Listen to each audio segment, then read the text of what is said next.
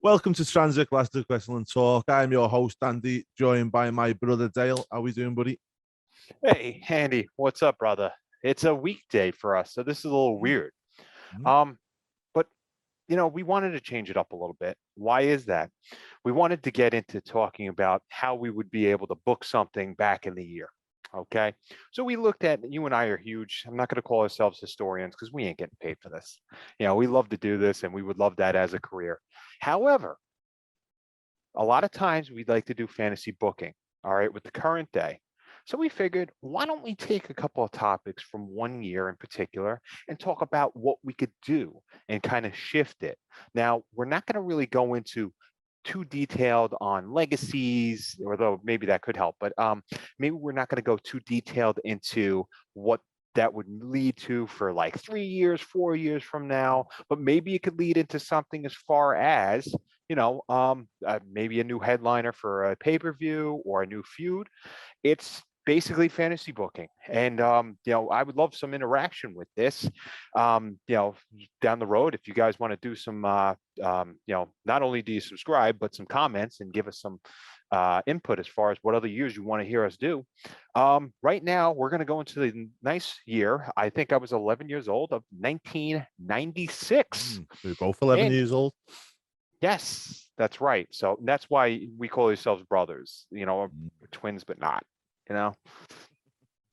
But yeah, I do believe that 96 was kind of an important year. And how Andy and I did this is we took away 4 different talking points. All right. We looked at 4 different stretches as far as what could potentially happen. We gave ourselves different questions. Okay. And there's 4 of them right now. And, they'll lead into each other in a bit. But right now we're going to go through, what one of the questions are. And Andy, would you like to start that off?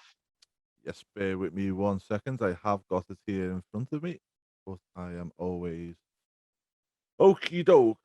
So let's have a little look. First of all, first question of 1996. What would happen if the Sandman did not crucify himself with Angle in attendance? What would have happened with Kurt Angle? Now, I'm looking at this, and it is a huge deal. Okay.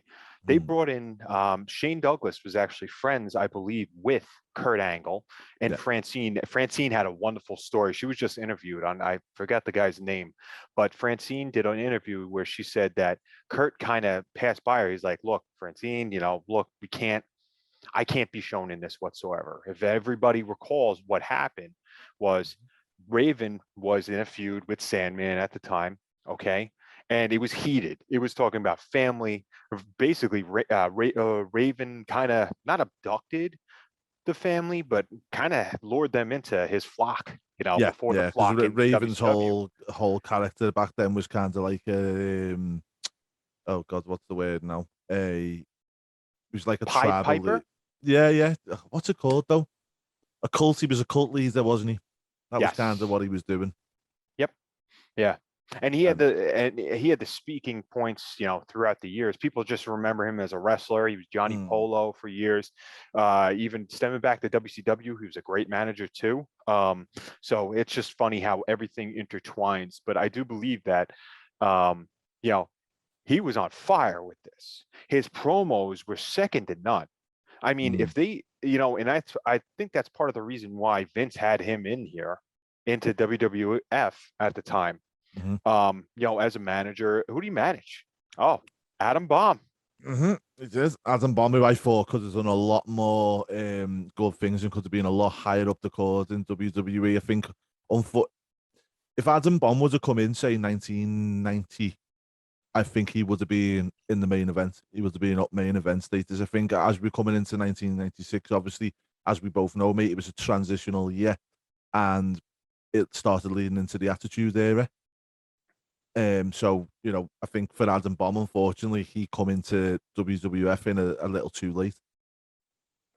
Yeah, I think Brian Clark in itself had so much talent.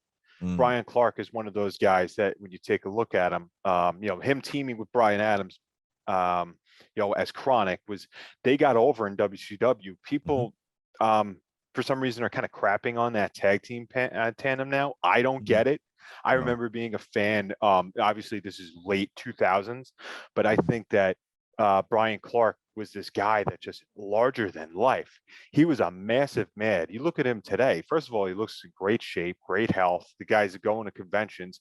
I ordered his Cella toy too, his Cella character. I'm a huge fan of his look. And folks, if you don't know who this is, which I think a lot of people do, just nobody looked like that and had the singlet of the red and yellow. So when Raven came in to kind of manage him, it was kind of like, oh, okay, this is pretty cool. But going and back even to the interaction that he had with the fans as well, where he'd throw the bombs into the crowd and stuff. He was, he's brilliant, absolutely brilliant. Yeah, he's a powerhouse too. Guy, not many people that use the pump handle slam are reputable foes, but he was a guy that did that. He was. Well, let's get back to what we were saying there, and just to give everybody a bit of an update on where we're at with the whole Kurt Angle and Sandman, in case you haven't seen it or you're looking back on history and you don't really know what happened here, is Kurt Angle was fresh off winning the Olympics in Atlanta '96, and he obviously, some of the wrestling companies were wooing him at this time. One of them was ECW, who, as Dale quite rightly says, gets brought in by Shane Douglas to come and have a word with them, stuff like that. Now, Kurt Angle was a massive Christian, and he was known for being, with his faith and everything else. And obviously, this with the crucifix kind of thing that happened is he didn't want any kind of association with it. Now, as we go on, obviously we get to see Kurt Angle debut. I believe it was '99, wasn't it? Yeah, it was 1999 at wasn't King of the Ring, right? Believe it might have been. Okay, and he came out and check that up. Instant heel heat, by the way. Yeah. Because think of when Daniel Puder grabbed the mic in the 2005 Royal Rumble as the third entrant and said, "You guys are going to see history." And we saw history because we saw his first and last match ever, and also got his nipples taken off with chops from Guerrero, Bob Holly, and Chris Benoit. So Kurt was able to grab the mic, and right off the bat, you knew this guy was going to be a success story in WWF. And just so you know, his debut was actually Survivor Series. Okay. Who was the match against? Let me just tell you now. Bear with me. Well, we'll get up to that anyway. Yeah, but that was from his debut, from when he was in the ECW in this instance. It was actually 3 years before he made his wrestling debut, wasn't it? Yes. And it's a hell of a story. Have you heard the story of what happens with him? As far as being brought in and then seeing the crucifixion? No, as in why he didn't end up in WWE for 3 years. I thought it was injury related. Nope. So what happens was Kurt had a manager at the time, and basically what has happened after the Olympics, he was getting a lot of advertisement, stuff like that, and Vince McMahon was aggressively pursuing him to try and get him into the WWE or WWF at the time, and he offered him a big time contract, pretty similar, what I believe, to what Mark Henry got. When he got that big long contract, guaranteed money. I think obviously it was more money for Kurt, but I believe it was the same type of thing where it was guaranteed contract. And Kurt's manager at the time, so he went and had a meeting with Vince and Bruce Pritchard, and then Bruce Pritchard, he turns around to Bruce Pritchard and goes, "Well, I can't lose. It can't happen to me." And they were umming and ahhing, and anyway, Kurt rejected the contract, went there. Obviously, later in '97, all of the work started, early '98, the work and everything else from the Olympics started to dry up. So he went back to WWE, didn't he, with his hat in his hand. And Vince turned around and said, "I'm not guaranteeing you no money or anything like that, but yeah, we'll give you a shot." He went and worked with Dr. Tom. The rest is history. Yep, and it worked out very well. Part of that, and he sacked that manager as well, which he should have. Yeah, he did the right thing. So you said, so basically Mark Henry he had a different pay schedule. He had a different pay scale. and Mark Merrow was the first guy to have a guaranteed contract coming in from Johnny B. Bad through WCW. Mark Henry had this lucrative deal, and not only that, he was the sponsorships were through the roof. When you think about it, he was saying, Yeah. talking about the Special Olympics, being an ambassador for that, being the ambassador for Olympics, to be a cross sport person. It wasn't like the Goon being brought in or Knuckleball Schwartz. This was an actual Olympic athlete, and the same And goes just to let you know, Kurt. is the contract that he was offered was 10 years. I've just found that out now. It's very similar, right? Very similar to what he ended up getting. And then in 06 or 07, left, right? And do you want to guess his first opponent? That was at Survivor Series in 98? 99, sorry. I'm going to actually guess Goldust. No, Sean Stasiak. Oh, okay. All right. Yeah. You know what? That guy made himself a little bit of a nice deal out of the rings too. Yeah, licensed chiropractor, I believe. Successful. So I'm going to go on a limb here as well, and I'm going to say that, to go back to the original question, what happens if the Sandman didn't get crucified? I still believe Kurt Angle still would have been the Kurt Angle that we know today. I believe if he would have signed for ECW, WWE would have sat back, watched him progress, and then he would have come in anyway. But I don't know if Kurt would have still signed for them, because I don't feel like he would have looked at it. I don't believe that crucifix is the only reason why he didn't sign with them. Yeah, I'm pretty sure when he actually takes a look at where they did the booking to, I mean, you're going from a high school to stadiums, especially during that time frame. I'm looking at the roster here as far as ECW from then, and there's maybe a handful of guys I could see Kurt really working with. Now, here's the other issue with that. While he's working with these guys, okay, is Vince going to pay attention to that? Vince McMahon wasn't given it. Vince McMahon does not watch other people's programs. No. I can only see maybe him really having fantastic matches against Rob Van Dam. And that's not a slight on anybody on this. The thing is, don't forget, ECW is always known as this kind of extreme, backyard wrestling. Let's not forget Eddie Guerrero, Chris Benoit, Jericho. The list goes on at the Who, Saturn, who went through there, who were really, really solid wrestlers. Rey Mysterio went through there, didn't he, as well, at one point? Chris Candido, Pillman at that point, too. Chris Kanyon. But the exposure is what's coming on, though. Like, okay, let's say you're going to go break a deal with, and say, I got Kurt Angle here, 96 gold medal Olympic winner. Okay. When he's doing wrestling in ECW. Well, let me see the tape. He comes in. They show him a tape. Okay. And what's going to happen at that point? Vince is going to be like, well, there's thumbtacks, tables, they're rearranging furniture. I've seen enough. Well, let's not forget, though, at that particular time as well, I believe it was 97, 98, Vince McMahon was actually doing deals with ECW. They were doing talent sharing, but then it crossed over to WCW doing that too. So I believe that, remember Mike Awesome, that whole thing, they were doing talent exchanges. Sandman became Hack. You had a lot of different things going. Raven went there too. There's so many ways you could spin this, because I really believe that I don't think he would have had the success if he stayed in ECW. I don't think, obviously fiscally, he wouldn't have had the success, and he wouldn't have been under this huge spectrum as far as being a talent. Not talent, I'm sorry. As far as a marketing, like WWF champion at the time. I wish I could see that, but I just can't. If he stayed in ECW. I don't know, though, because let's not forget Eddie Guerrero and Benoit went on to have really good careers. I know they didn't in WCW, Oh, but they had semi-good. Obviously, Benoit was world champion at one point, but Eddie Guerrero probably never got to the heights that he did when he got to WWE.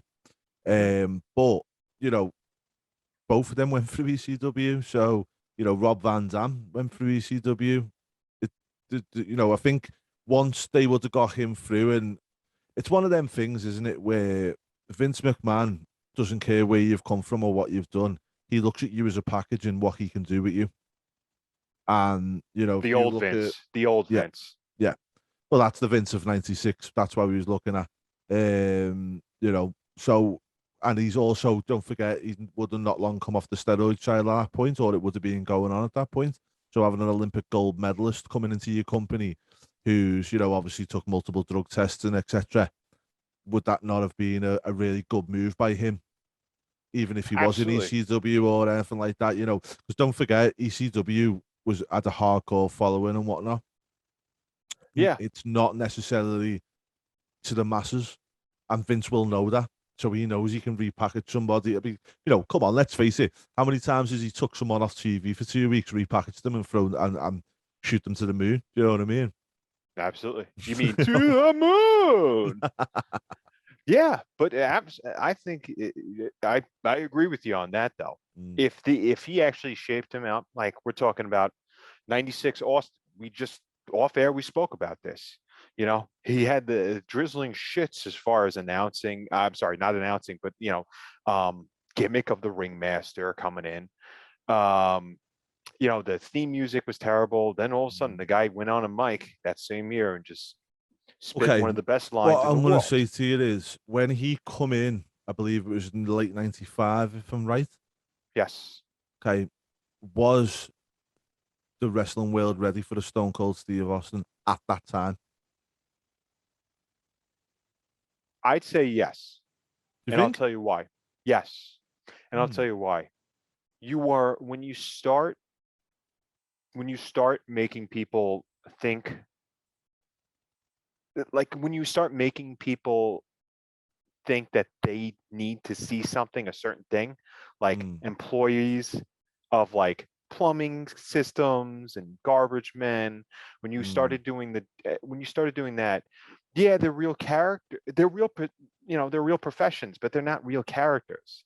That was a Mm. real character. When you start questioning um like the mentality of your fans, that's when you have a big issue here. But Because let me rephrase this question then. Okay. Was wrestling set up for Steve Austin at the time? Because don't forget, you can have one character like a Steve Austin, and that's all well. But if you ain't got no dance partners for them, nothing's going to happen.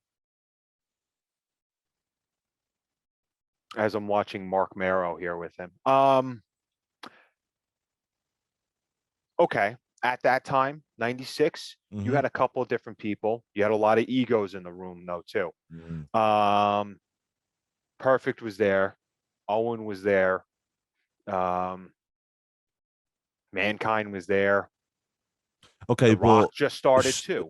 Stone Cold Steve Austin as the character, would you have put him at the time against an Owen Hart or a Mankind at that specific time? If he was a baby face, are you talking about in particular? Stone Cold Steve Austin, the baby face that we seen in '97, '98.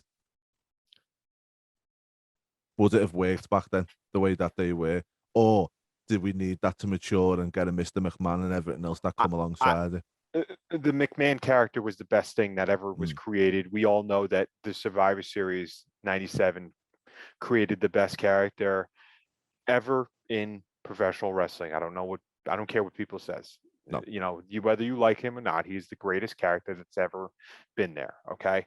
Now, when you talk about the dance partner, you had a few that were there. Look at Brett. Okay. Mm-hmm. The Stone Cold Steve Austin character was really part of the Bret Hart situation. You saw that stem directly from him being Austin 316. Okay. Overall, though, I think it was a limited talent pool at that point Mm. Yeah. somehow, you know, and that's why we were looking at the ECW roster. Okay. Shane Douglas went back over there at that point No, Dean from Douglas. WWE. Yes. Yeah. So it just all depends when they model you and shape you and shift you into this person, and part of Mm. that was him. And part of that was him. You got to realize that. So, I'll tell you you know, another thing as well is, which has always interested me in the team. I'm going to ask you this question, right? Obviously, the resurgence of Stone Cold Steve Austin, and we were off to the races. McMahon come, everything else. Do you think by Shawn Michaels getting hurt and leaving, obviously he didn't want to do the job against Austin, but he did do the job against Austin.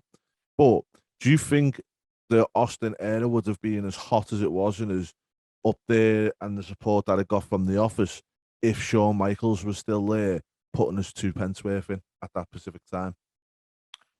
I think Shawn created his own legacy, though. Mm. No, but Shawn, what I'm saying is if you look back to, say Shane Douglas, for instance, the Click really had a thing to do with him, and they were the ones that put the stoppers on him. Shawn Michaels was known for not working with people or for putting people down and stopping them from getting the push that they were going to get, stuff like that. So when he left after dropping the belt to Austin at WrestleMania, it's kind of, do you not think it's like perfect because we're going into this new time and stuff like that, but you haven't got Shawn Michaels backstage in Vince's ear trying to stop what was happening? Yeah, it would be different. The issue I have with that, though, is that's a very broad question because two of his big friends ended up going to the other side, right? And then Triple H was there, gave some bullshit excuse as far as, all right, I'm going to apologize for what I did for exposing the business because we're talking about the curtain call now. Okay. Now we're going to tie this back into Kurt Angle in a second, guys. But the whole thing here is those two huge influences, all right?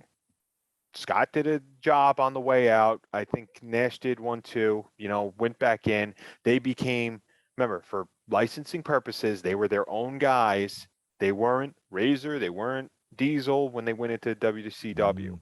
Now that blueprint helped create regular guys with a little bit of attitude, a little bit of edge to come in and actually dominate. Okay.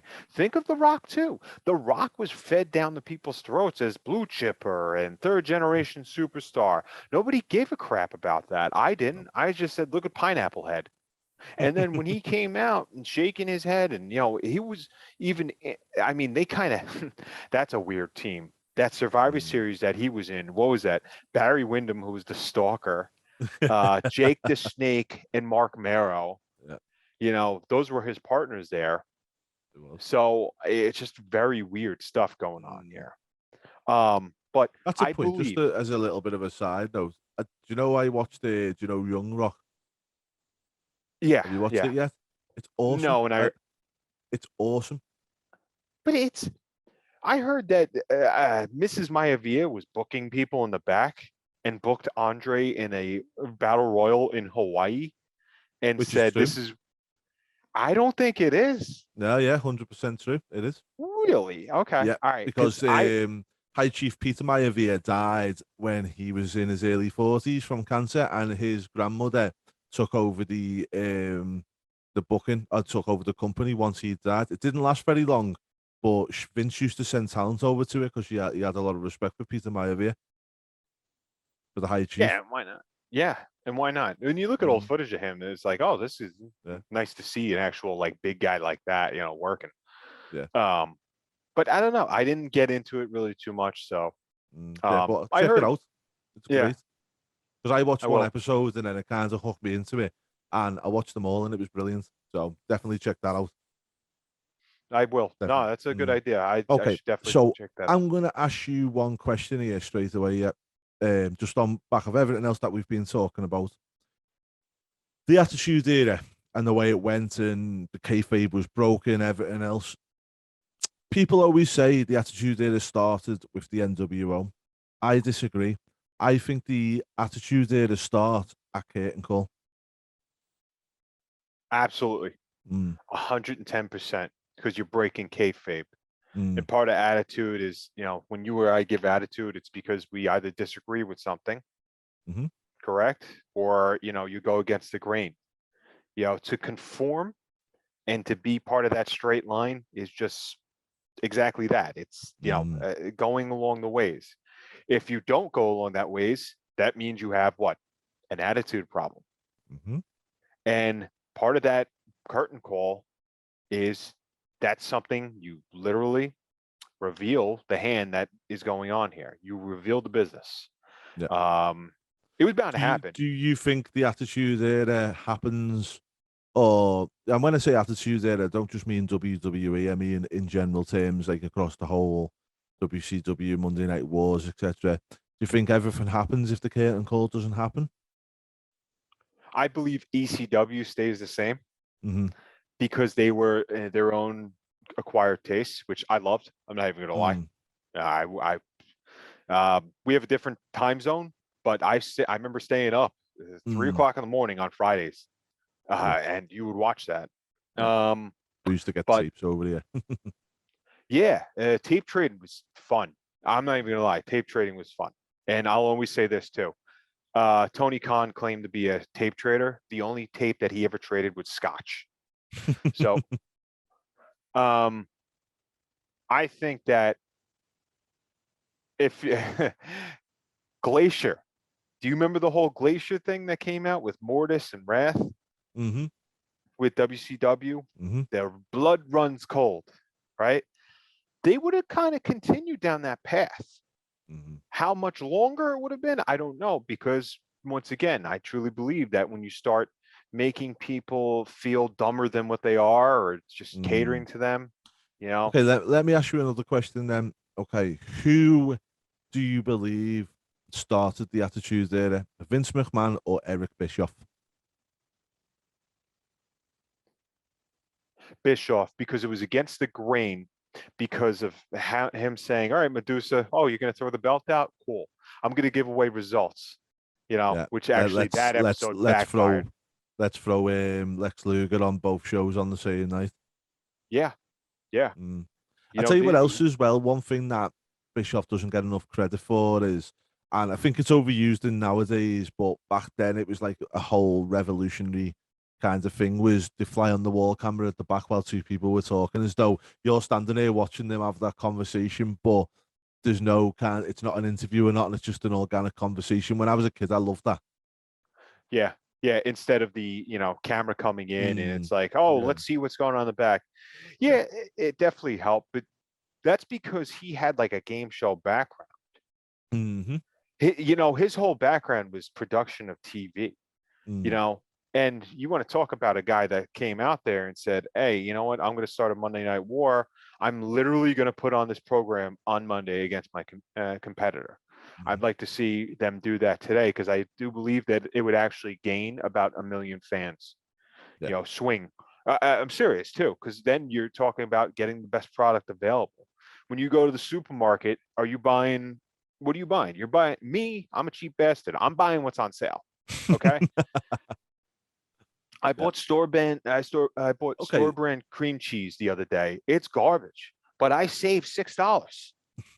So do you know if you're Tony Khan now? I mean, we'll go back to 96 now, but obviously it's relevant because Eric Bischoff was plotting his way into Monday Nitro back in 96 as well.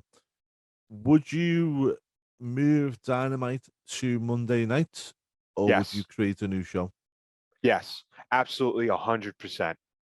Instead of grabbing at these straws and saying, well, we beat this demographic, give me the total viewership. You're not going to lose out. Do you think Eric Bischoff got the idea for the NWO and the invasion angle and all the rest of it from seeing that curtain call, or do you think he already had it kind of scooped up in his head at the time? I think he knew the talent that he was getting, and he's going to put them to good use. I think it's brilliant to not have him come in as the Vegas stud, to come back as that, or Oz to come back. It was just these guys like, look at the accolades we did over here. We didn't have to be these cheap gimmicks. Okay. So I think that worked out very well for them. Yeah. And the one thing you've got to give Eric Bischoff as well is, and it's probably something that's lacking nowadays, is he knew that as well as having these kinds of big stories and stuff like that, he peppered some really good wrestlers throughout, the likes of your Chris Jericho's. I mean, Chris Jericho was a great entertainer anyway, but you had your Guerreros, Juventud, Chris Benoit, Di Malenko, Perry Saturn, all these wrestlers in the middle So you could have really good wrestling matches as well as the drama and everything else that went with the show. Yeah, I mean, look, we're talking about, just having how much talent here 25 Mm. 30 years ago, okay?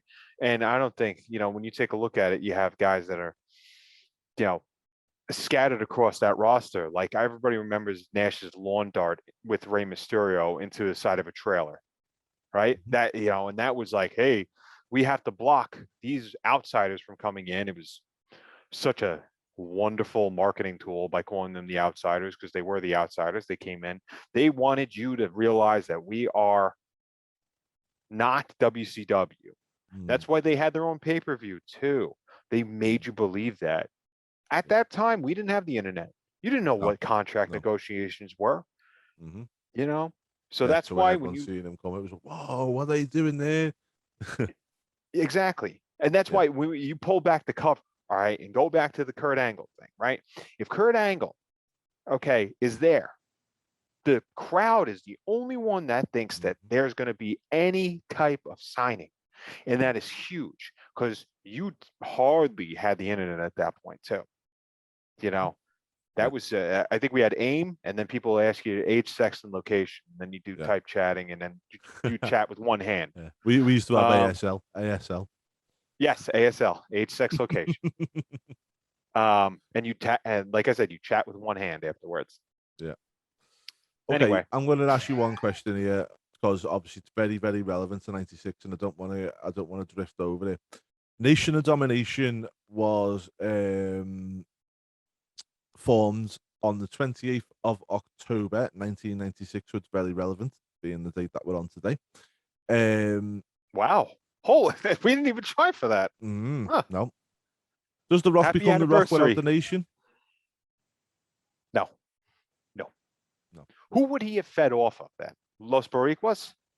Los Boricuas came from them, correct? Yeah. Yeah. I think you needed that because he was a leader, a natural born leader. I Yeah. mean, look at what he does now. Yeah, but do you not think he would have found a way to get himself over, or do you think he would have been forever stuck? Sure. I think he would have. I'm trying to think of the levels as far as what he would have thought made himself over with. Because you look at the Rocky Johnson, the Soul Man, he oozed charisma, but he never really got to that high level, did he? No, but he did, and apparently he was an okay type of dude to work with. But I mean, at that point, what was it? When was he in WWE or WWF, I should say? Rocky Johnson. 81, I think it was. Yeah, and that was with Tony Atlas at that time. But he was on his own at first, and then they put him with Tony Atlas, yeah. Good pairing. Good pairing. His Saba Simba. Saba Simba, Tony Atlas. Yeah, but that's like, I talk about this. My wife asked me the other day, because we were watching a football game. They go, "Do you think he'd be a good coach?" I think it was Peyton Manning. And I said, no. I said, no. I said, there's a lot of terrible players that end up being great coaches.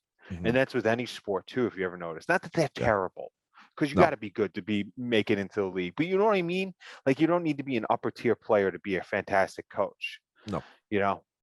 But I do believe that, sometimes you just learn from that. You kind of create your craft. You want your son to be better than you, right? Oh, 100%, yeah. And you're going to, exactly. I'm going to want the same for mine. I could say that now. But like I said, you teach them everything that you know. Okay. But is he going to learn everything that you know? And vice versa. He's going to learn more and more as technology unravels, as times and change. I think one of the things as well is if you look at like The Rock, is sometimes where people say, don't they, that how do you do that? I've seen this so many times on, like, films or something like that. It doesn't have to be wrestling related. Is how do you do that? And they go, I don't know, because they can just do it, and it doesn't mean they can teach somebody how to do it. Do you know what I mean? Yep. We talked about that with Rob Van Dam the other day. You would never teach that to anybody. You can't teach that to anybody. And if somebody is able to do it, it's amazing.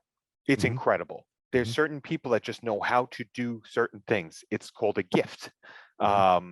and that's why I'm very poor. I have no gifts. um, no, but overall, though, I have the gift of Andy. That's what I have. But I do believe that the old lore is that when when The Rock fought Hulk Hogan. Now, this is from Hogan's own mouth, so you know what that means. Yeah. He said that he saw Rocky Johnson in the back, which I do believe he was there, and Rocky Johnson was giving him his last words of, "You've made it. This is what you have to do." Now, at that point, remember, The Rock had several titles, but maybe to Hogan's own chagrin, he was just kind of saying, "Okay, well, you're the top tier, you're the guy." It ended up being a fantastic match. Yeah. But I think Rocky Johnson knew that the training wheels are off. The kid knows what he's doing. I don't think you would be able to get the promo types that you could get if he wasn't with the Nation of Domination. I think that the Nation of Domination helped him out to become some sort of, this is how you do business. This is how you run people. It certainly elevated careers of 3 other people that were in there too. Bona fide Hall of Famers. You got Farouk. Farouk wasn't doing much in WWE at the time. He never did anything else apart from and then the Nation, and then he went on to be part of the Acolytes and APA and whatnot. Godfather didn't have a bad career, did he? Pimp. Yeah, but didn't have a bad career though, did he? Hall of Famer now. Correct. And then let's talk about the non-Hall of Famer, which is probably which everybody would say is probably one of the best workers out there, D'Lo Brown. 100%, one of the best minds in wrestling as well. He's just smart. Been all over the place too. His track record, I mean, between Smoky Mountain, I think he might have did a stint in ECW for a sec. I'm not sure. But did you ever hear the story about him when he threw down with Ahmed Johnson back in the day? Yes, it did. Yeah. Go on, you tell it. Well, no, basically just, Ahmed was stiff. Ahmed just, always had an injury of some sort. And, Farouk always gave him shit because he was just like, yo, you got to calm down. Farouk was out on injury for a while. And I forgot the whole story about what happened with him and D'Lo, but when Farouk came back from injury, his first match was against Ahmed. And everybody was in gorilla position. And what is it called? Standing room only. When you're in the back, that not out in the crowd, guys. I'm talking about in the back. People are watching monitors because they know something's going to happen. Ahmed got the shit kicked out of him from Farouk. Okay. And there's been other occasions where, in 1996 was a very weird year for Ahmed Johnson too. There were a lot of occasions where Jim Ross would have to go to whoever Ahmed fought and just say, look, let Ahmed be Ahmed. He's gone soon. So, I just have to reprimand you because you got into a fight and kicked the crap out of Ahmed Johnson. That's not how we do things here. But, it's kind of like a thank you. But I forget about the whole, what stemmed from D'Lo, though. Like, what happened with that? I forgot that. I forgot what the whole story and situation was with that. Oh, sorry. I believe it was something to do with Ahmed again trying to throw his weight around a little bit, and D'Lo just put him in his place, basically. Yeah, and you wouldn't think that with sizes and everything like that, but I think D'Lo was collegiate. Ahmed was a lazy sack of crap. Which doesn't matter. Size doesn't mean anything, mate. We know that, don't we? Exactly. Right. Exactly. But it's just funny because remember, Ahmed was supposed to be like another Lex Luger. He slammed Yokozuna in 95. With Survivor Series 95, he did that, and they continued to do that, and pushed him, and they teamed him with Shawn Michaels. All right. So I do believe that actually stems back as far as why Shawn and Triple H like to do little prankage with The Rock back in 96. Yep. I'm going to give you him. Let's do a little bit of a thing here, a little quiz for you, my pal. Right? How many members did the Nation of Domination have total? So you had the 2 rappers, Clarence Mason. There's 3. Crush, Owen, Savio Vega, Mark Henry, D'Lo Brown, Godfather, or Kama Mustafa at the time, and The Rock. Okay, how many are you saying? 10. 12. Ivory? I'm sorry. No. So you've got leaders, Farouk, Rock, Owen Hart, Crush, and Clarence Mason as the manager. Then you've got JC Ice, Wolfie D, D'Lo Brown, Kama Mustafa, Savio Vega, Mark Henry, Ahmed Johnson. Oh, okay. All right. Okay. So we're going to wrap it up soon anyway. One thing I want to talk about while we're talking about Nation of Domination is let's talk about Crush very quickly. Now, he went into another stable at that time because stables in 96, early 97 were rife, weren't they?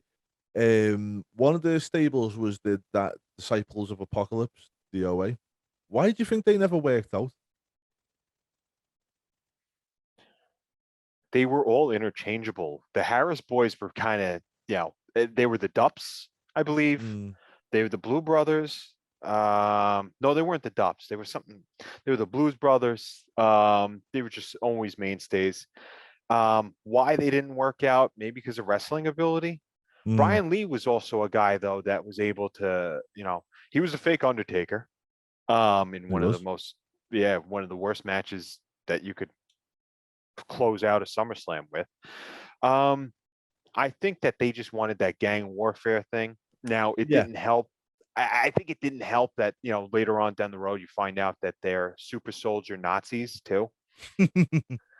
Yeah, I think also though as well is if you look at like if we dissect it and look at it from like the Nation stable and how many Hall of Famers are in there, and obviously look what the Rock's gone on to achieve and whatnot. Is there any Hall of Famers or anything worthy like that in Disciples of Apocalypse? I mean, if all of a sudden like Crush came back out, shaved and dyed his hair blonde and had a mullet again, and then wore that same outfit, maybe? I don't know. Yeah, well, he's not here no more, Crush, is he, unfortunately?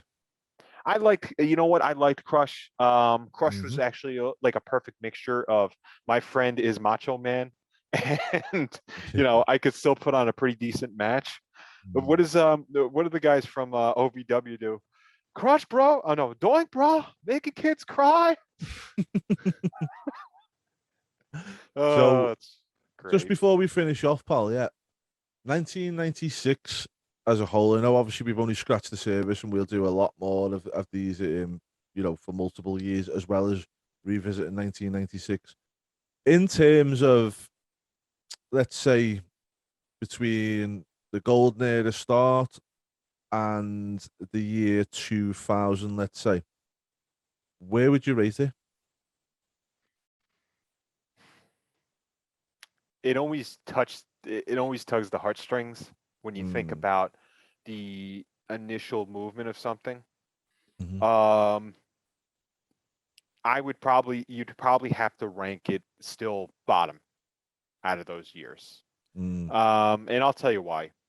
You still had a bad mixture of things going on there. So you think 95 was better than 96? Oh, 95? Oh, no. 95 is dog. It was crap. Yeah. 95 was probably the lowest of the low. I'd say it was in my top. I'd say if I was going to have to push me on it, I'd say in the top 15, definitely. Don't think it makes me top. As in, if I had to look at the years between, say, 1985 WrestleMania 1 and the year 2000, so you're talking a good 20 years there, I would probably rate it in my top 15, but I wouldn't go any further than that.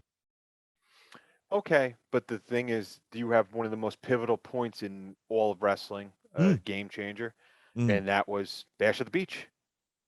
Bash at the Beach was a huge item, that's spoken about for years and years and will be. Exactly. And it could have been bad, like, let's say, I think that it's definitely up there as far as pivotal moments. Is it a pivotal year? Sure. But 95 sucked. 96 was better. 97, that's when the ball was just bam, bam, bam. That's Yeah, when you but I think had as you say there, I think it was a pivotal moment in the wrestling industry that had an effect later on rather than at the Pacific time. Apart from Hogan, Bash at the Beach and whatnot, the Stone Cold Steve Austin character, I don't think that was kind of noticed right there and then. It was 97 we started getting to the races with it all, but 96 was the start of it, which you can never forget. But as I say, in terms of in the WWF, especially in '96, there was nothing that there was a lot that happened, but nothing really happened. It's only later on that we go back and appreciate that. I think at the time nobody appreciated it because I don't think people realized what was happening. right. Does that make sense? Yeah. Yeah, no. Because in retrospect, you could look at it as, hey, that was great. But as it was happening, you were just Mm, like, oh, what's going on here? Like, I'm mm, sure there's stuff like, okay, that picture, or how about this? HBK and Kurt Angle in WrestleMania 21. mm, Do you think that later on down the road it would translate? Like at that point, you knew it was a spectacle, but mm. today, it's a top 5 WrestleMania match ever. Yeah. Yeah, and I don't think people realized that at the time. No. But You I just think that's like something in general, though, pal. I think people don't re people never appreciate something until later on. I yeah, don't think anybody, I think the human beings as general don't sit back and go, wow, I'm part of this big moment. I think it's later on when you sit there and digest something that you actually realize what we're actually seeing happen. right. Yeah, I mean, my favorite band, Cinderella. They're not my favorite band, but said Cinderella said, you don't know what you got till it's gone. Mm, yeah, And 100%. that's what it was here, man. I mean, we could have had something unfold all of a sudden Mm, where, let's say it wasn't Hogan, let's say it was Sting as the third mm, man. yeah, Do you think we'd be talking about this then? no, I could guarantee you not. no, no, 100% no. But anyway, that was 1996. So Dale, awesome as always, mate. Really good idea to do this, and this is a bit of fun for us guys. Do you know what I mean? We wanted to just talk about different years. We're going to start doing more stuff like this, so do leave us some comments and tell us what you want us to have a chat about. We're not like your normal podcast. We're not going to sit there and give any kind of structures. We'll have a bit of structure with a few questions that we want to answer, but as you can see there, we'll just go on and on about wrestling all day. So it's fun to see where things lead rather than having just structured. Well, I think it is anyway. I'm sure that Dale agrees with me. But guys, please do leave us a like on the video and a subscribe. We haven't got the biggest viewing numbers at the moment, but we are getting people that are watching us all the way through, which is awesome to see. So please, if you're watching us all the way through, if you've got that time to spare to watch us, got that time to leave us a little comment and give us a subscribe to the channel. But until next time, guys, we'll be back with our normal pods on the weekend. So take care and we'll speak to you soon. But for now, thanks for joining us. Take care and see you next time.